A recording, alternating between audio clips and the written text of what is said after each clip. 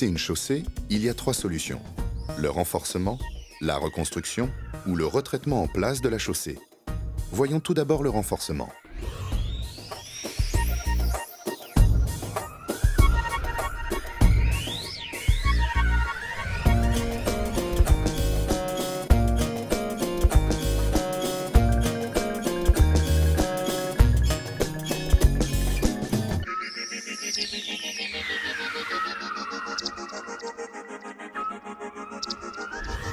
Nous venons de voir la technique du renforcement.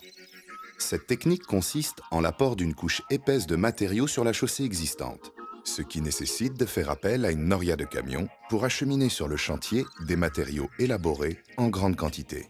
D'autre part, outre la réduction de sa largeur, l'élévation du niveau de la chaussée entraîne le rehaussement de tous les ouvrages annexes à la route, fossés, trottoirs, ainsi que la réduction du gabarit sous les ouvrages d'art.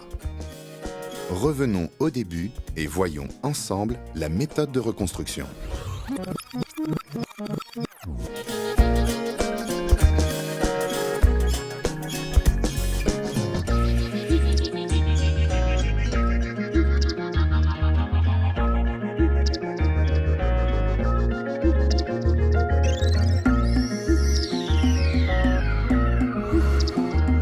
La technique de reconstruction consiste donc au fraisage et à la mise en décharge de l'ancienne chaussée, puis à l'apport de matériaux élaborés.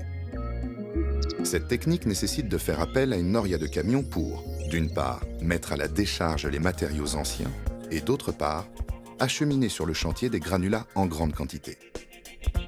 Or, la raréfaction des ressources en granulats et les nuisances générées par les transports ont incité les décideurs à utiliser les liants hydrauliques pour le retraitement des chaussées en place.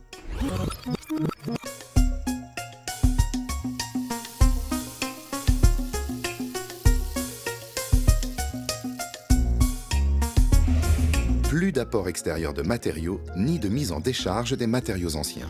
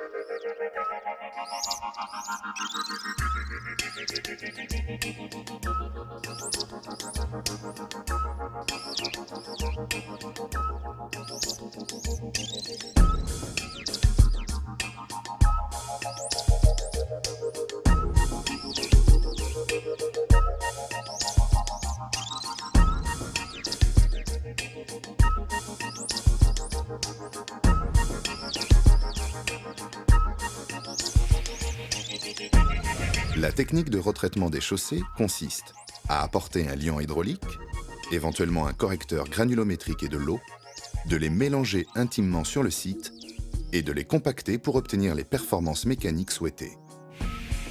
En effet, la résistance à la compression RC doit être supérieure à 2,5 mégapascales pour permettre la remise en circulation.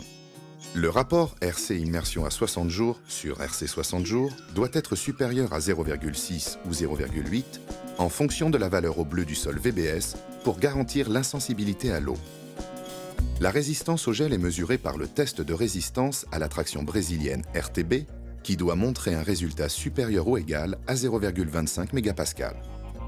Et enfin, les performances mécaniques doivent être au minimum de classe 5. Quels sont les dosages nécessaires pour obtenir ces différentes performances? Pour répondre à cette question, il faut faire des études de laboratoire sur des matériaux prélevés.